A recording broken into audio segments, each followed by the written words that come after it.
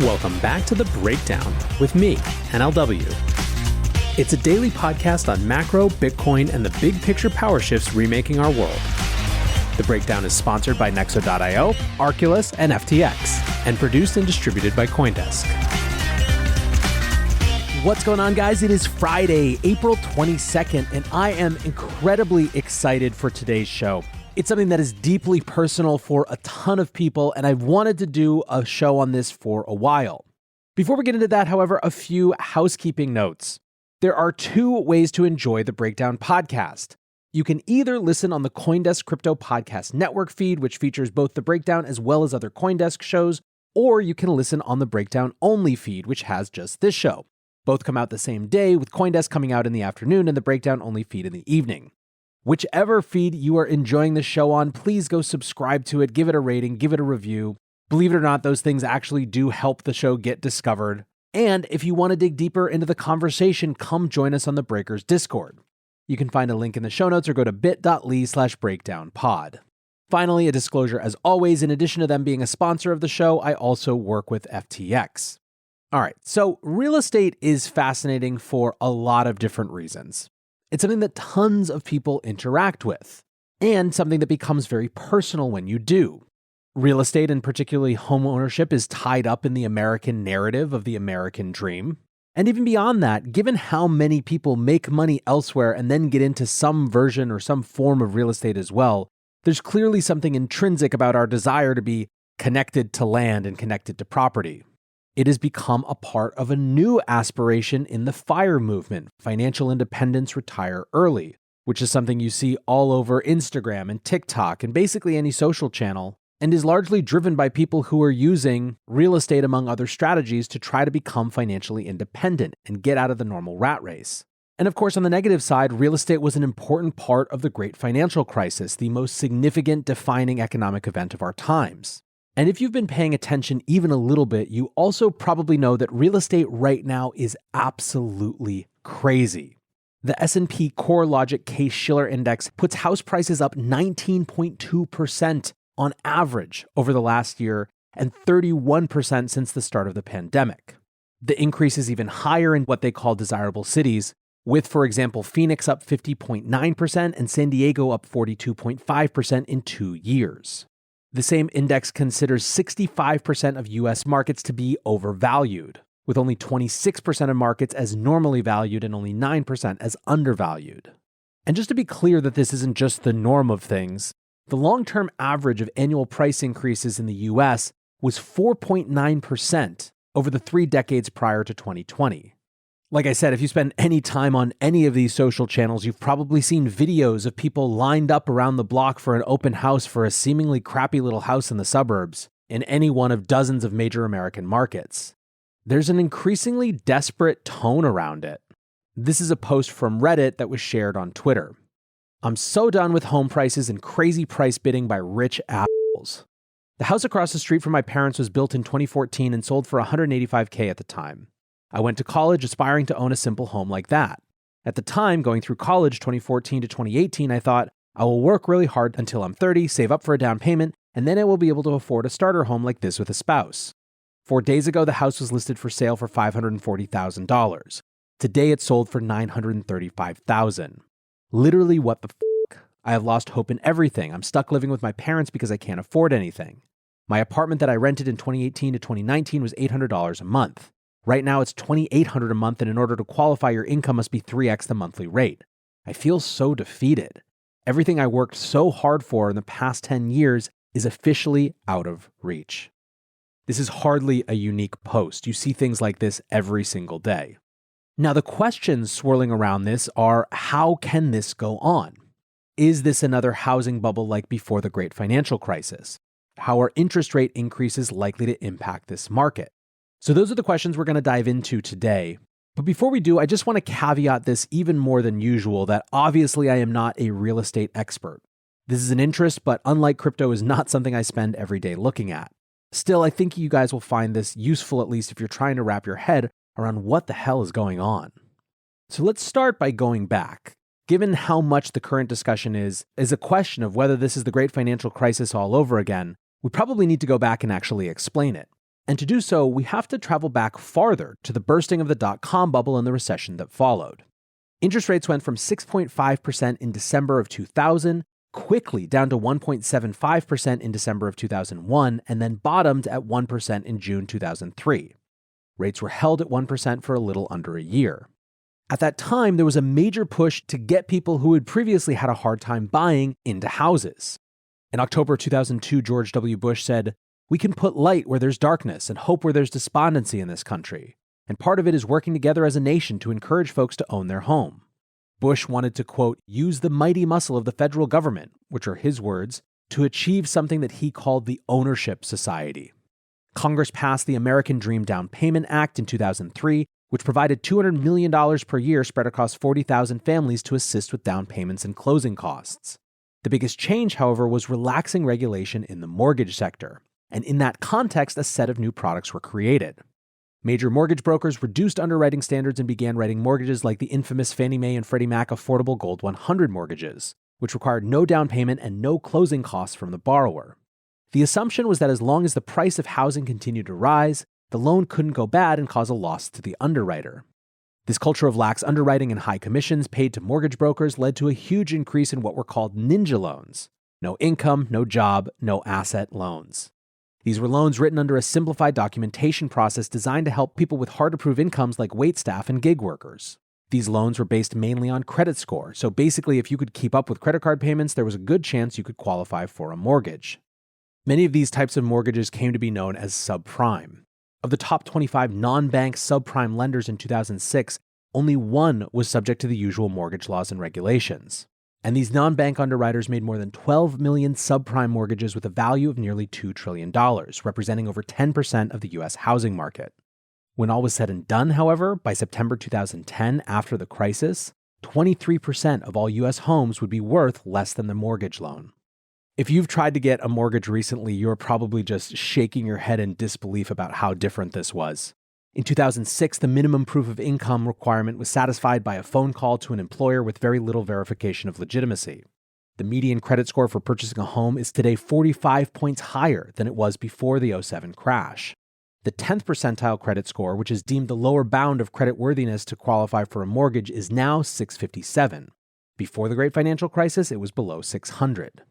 But it wasn't just how easy it was to get a mortgage, it was also the types of financial instruments themselves. If you've gotten a mortgage since the Great Financial Crisis, it's highly likely that it's a 30-year fixed interest rate loan. Currently, around 99% of mortgages in the US have that 30 rate fixed. That means, for example, that as the Fed increases interest rates, existing homeowners will not have to increase mortgage payments. In 2006, this wasn't nearly as common.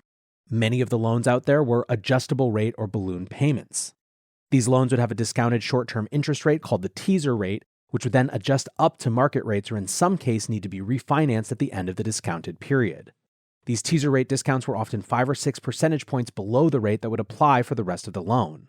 Approximately 90% of subprime mortgages issued in 2006 were this type of adjustable rate mortgage.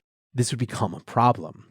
After those low 1% interest rates in 2003, the Fed started increasing rates.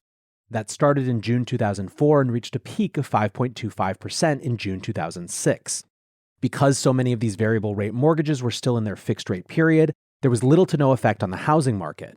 But then the teaser rates on subprime loans began to expire, adjusting mortgage payments back to market rates.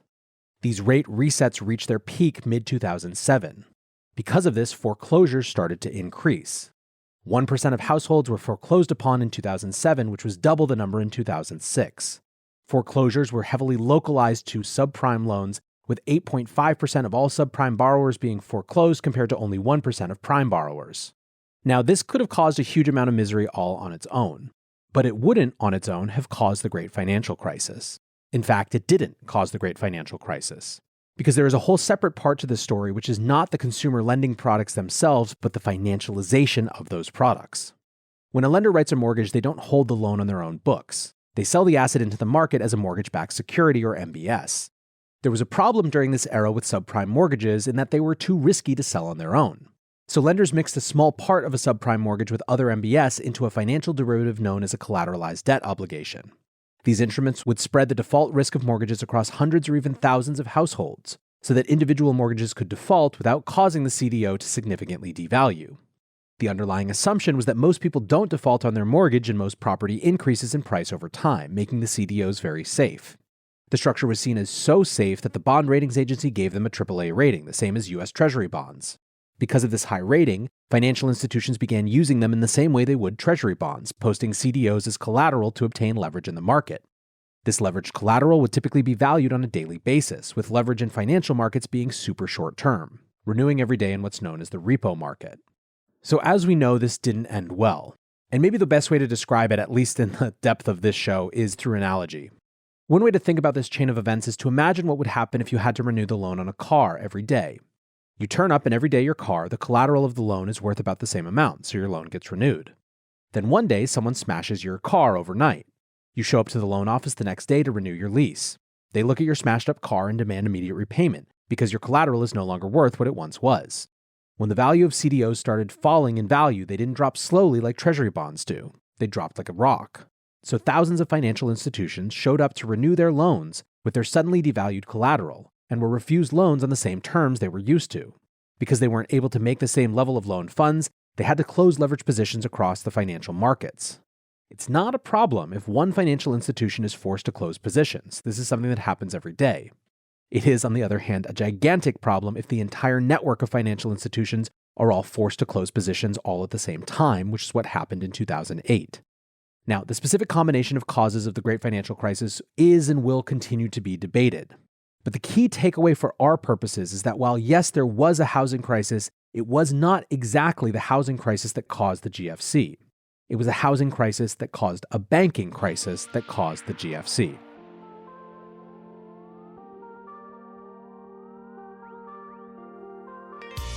Looking for ways to step up your crypto game? Then go with Nexo. For starters, you get free crypto for each purchase or swap. How about earning guaranteed yields? Up to 17% paid out daily. Ideal for you hardcore hodlers. You don't even need to sell. Instead, borrow instant cash against your assets. Get the most out of your crypto with Nexo at nexo.io. That's nexo.io. Meet Arculus, the next generation cold storage wallet. Arculus secures your crypto using 3-factor authentication, providing a simpler, safer, and smarter way to store, buy, swap, send, and receive crypto. Arculus is offline cold storage. Your private keys are encrypted on the Arculus keycard and are never online. Stay safe from hackers with no cords, no charging, no Bluetooth. Just crypto security made simple. Buy Arculus on Amazon today. The Breakdown is sponsored by FTX US. FTX US is the safe, regulated way to buy and sell Bitcoin and other digital assets, with up to 85% lower fees than competitors. There are no fixed minimum fees, no ACH transaction fees, and no withdrawal fees.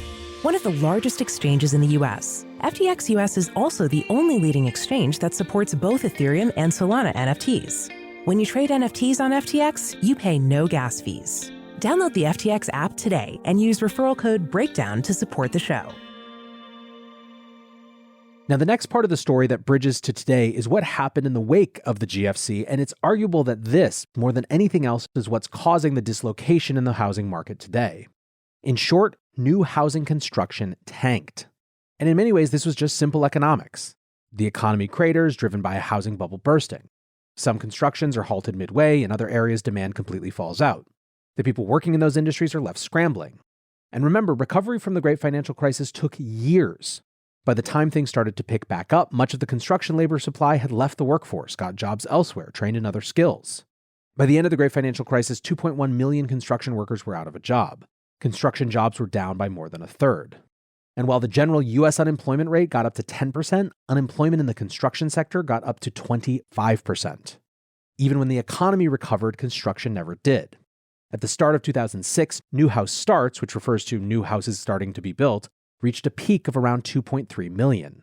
By 2009, this rate had dropped to below 500,000. New house builds stayed depressed for an entire decade, never since the end of the Great Financial Crisis, reaching even the low rate in the middle of the 2001 recession. Now, things have now started to pick up. The Commerce Department reported this week that housing starts reached 1.79 million in March, which is the highest rate since June 2006. But the net effect of a decade of underbuilding is that there is massively more demand for new houses than there is supply. Freddie Mac's chief economist Sam Cotter estimated that the housing supply was short 3.8 million units based on numbers for Q4 2020. He stated that between 2018 and 2020, remember this is before COVID, the housing stock deficit increased by approximately 52%. However, that was before COVID, and that's the next dimension of this story. This is something that we and basically everyone else has discussed a lot, so we don't need to belabor the point. But even before COVID, there was a distinct shift in work habits, with more people choosing to leave cities and work remotely. There are a lot of reasons for this. First, it was possible. Thanks, Internet. Second, work from home is sort of a positive feedback loop trend, in that the more people that do it, the more normal it seems, the more work organizations adapt to that type of behavior, the more it creates that possibility for other employees.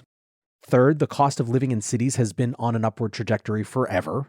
And fourth, millennials were simply coming into home buying age. Millennials are the largest American generation ever, even bigger than the baby boomers. There's 83 million of us.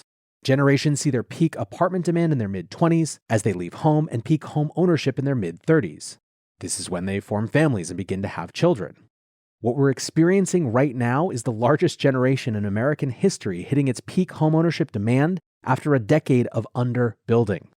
That could have been enough to cause huge strain on the housing market already, but of course, then COVID hit, and with it came a radical transformation of work habits. It wasn't just an acceleration of the work from home trend, it was a total transformation. 10 plus years of change around work and living habits compressed into 2.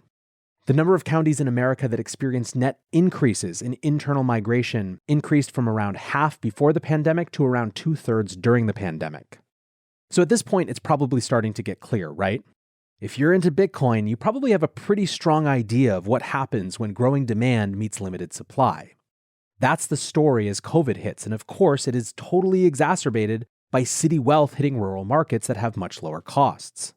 But that wasn't the only COVID impact. It wasn't just that mass increase in demand.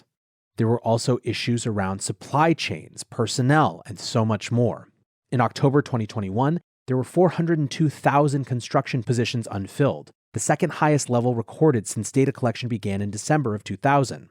The cost of construction is way up and completely unstable due to supply chain issues in building materials and fixtures. For example, lumber prices have nearly tripled in recent months, causing prices to increase for both single-family and multifamily construction.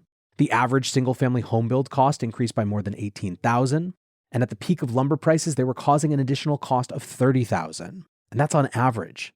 Even the most basic contracting becomes challenging with such wildly fluctuating materials and labor costs. Now, this show's already getting long, but I think it's still worth referencing a few other complicating factors that could be exacerbating the situation. One clear one is local policies and NIMBYism. NIMBYism stands for not in my backyard. This is where people who own houses in a particular market fight tooth and nail to not allow for more construction because they worry that it will either decrease the value of their property or just change the texture of the place that they live. NIMBYism tends to be particularly acute in the context of multifamily units. People hate it if they have nice houses with picket fences, and all of a sudden a big apartment complex wants to build right next door. Brent Tudarian, the former chief planner of Vancouver, said the toughest part about city planning isn't the planning, the design, the economics, the public engagement, or the challenging, exciting complexity of cities. The toughest part is the politics of self-interest. Another complicating factor is the presence of a new type of buyer. Corporate investors like BlackRock have bought around 15% of the total homes for sale in Q1 of this year. The type of home they're purchasing is noteworthy. They're generally not buying high-end and new property. They're mostly buying existing homes built in the 70s. They're also not buying in a wide range of locations, with purchases concentrated in the suburbs of growing cities like Atlanta, Charlotte, and Phoenix, where they bought 20% of all listings. This is about buying suitable rental properties in regions with growing demand for rentals. It isn't exactly a new phenomenon. In 2019, it was estimated that professional investors owned 300,000 single-family homes out of the total rental market of 15 million homes and the total market of 80 million homes. The change has been in property selection. Prior to the pandemic, professional investor purchases were mostly in neighborhoods where few residents would qualify for a mortgage. Recent trends and growth in cities have moved this demand to more desirable properties in areas with tight rental supply due to population growth rather than bad credit. What that amounts to is that we're seeing an uptick in reporting of professional investors outbidding hopeful first-time buyers because they're now competing over the same properties. So what's my take with all of this? First of all, I do think that this housing moment is different than what happened before the Great Financial Crisis. As we discussed, the GFC was in part a housing crisis, but it was more a banking crisis. It was a crisis of collateral, a crisis of the specific types of mortgage instruments used. I don't believe that we're going to see 8.5% foreclosures like we did with subprime loans.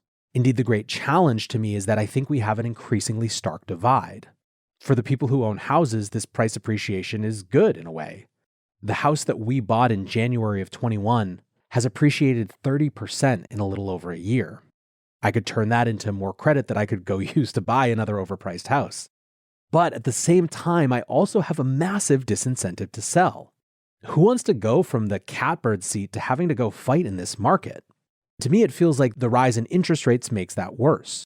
I was considering funding a home improvement project with a refi based on that increase in value, but taking out a new mortgage above 5% now would just be insane. So for those arguing that interest rate increases will slow down the overheating in the market, they might be right, but it's not really for wonderful reasons. People will be priced out of the market in new ways because they can't afford the new high interest payments. Existing owners will be even less likely to want to sell. Where this leaves things, I think, is that the only way out is building. We basically can't build fast enough. At the same time, I think that local politics and regulation in the form of what types of units can and can't be built is going to have to be a part of it. When it comes to the BlackRock buying home side of things, I candidly don't know exactly how to feel. I haven't spent enough time with it to really make a call. I'm torn between, on the one hand, my deeply held belief in free markets and the opportunity for people and companies to go look for and find this type of market opportunity. Going even farther, there was a big part of my life where I desperately wanted to rent a house in the country, and that wasn't really a thing that existed. So it does feel like there's a market opening there. On the other hand, there feels to me to be something fundamentally unfair about a system where a comparatively price-insensitive corporation can always outbid a private citizen. It just feels sort of devastating, and I wouldn't be surprised if I ended up thinking that this was an area where there needs to be way more, not less, regulation. All of this brings me back to that Reddit post where I started. I feel so defeated. Everything I worked so hard for the past 10 years is officially out of reach. This is a post on Reddit. We don't know if it's a true story or a dramatization, but I think that doesn't really matter. What's telling is that 175,000 people have liked it on Twitter, and that tells you that it's resonating. It wouldn't be resonating if it didn't contain some truth. Anyways, that is my 101 level summary on why the housing market is so crazy right now. If you liked this type of show on a totally different sector, let me know. It's something that I'm interested in doing occasionally. For now, I want to say thanks again to my sponsors, Nexo.io, Arculus, and FTX, and thanks to you guys for listening. Until tomorrow, be safe and take care of each other. Peace. Hey, Breakdown listeners, come join CoinDesk's Consensus 2022, the festival for the decentralized world, this June 9th through the 12th in Austin, Texas. This is the only festival showcasing and celebrating all sides of blockchain, crypto ecosystems, Web3, and the metaverse, and is designed for crypto newbies, investors, entrepreneurs, developers, and creators. Don't miss speakers like Kathy Wood, SBF, CZ, Punk6529, and Joe Lubin, to name just a few. Use code BREAKDOWN to get 15% off your pass at coindesk.com/consensus2022.